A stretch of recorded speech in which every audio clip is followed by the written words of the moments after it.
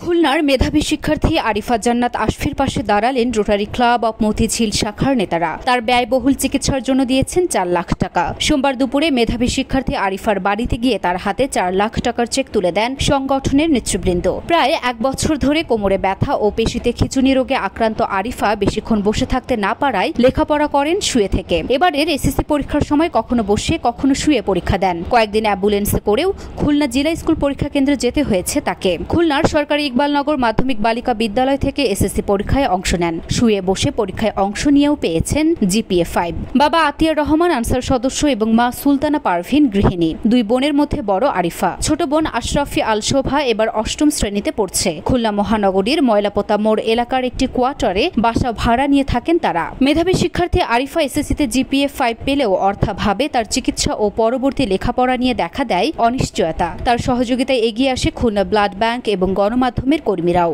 এদিকে গত 13ই মে দেশের জনপ্রিয় অনলাইন নিউজ পোর্টাল ঢাকা পোস্টে তবু জিপিএ 5 পেয়েছে আরিফা শিরোনামে একটি নিউজ প্রকাশিত হয়। এছাড়া বিভিন্ন গণমাধ্যমে আরিফাকে নিয়ে নিউজ প্রকাশিত হয়। সংবাদটি নজরে এলে আরিফাকে সহযোগিতায় এগিয়ে আসেন মানবিক ব্যক্তিরা। বিভিন্ন স্থান থেকে আরিফার জন্য সহযোগিতা আসে 3 লাখ টাকা।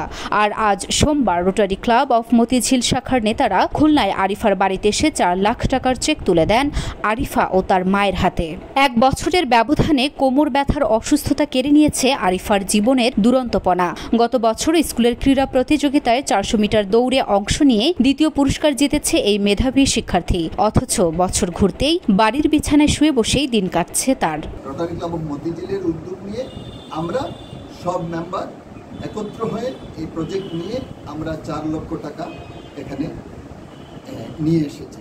4 লক্ষ টাকা সব মেম্বাররা মিলে দিয়েছি এবং আশা করি যেহেতু তার 7 লক্ষ টাকার মতো হয়ে গেছে, 3 লক্ষ টাকা তাদের উদ্যোগে হয়েছে, তো মোট 8 লক্ষ টাকার প্রয়োজন।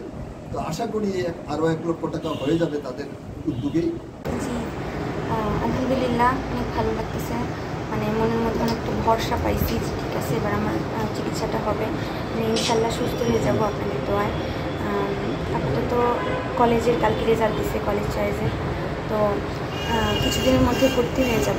ভর্তি হয়ে যাওয়ার পর এসএসসি পরীক্ষা 2 বছর পরে, তারপরে আমাদের অ্যাডমিশনের জার্নি।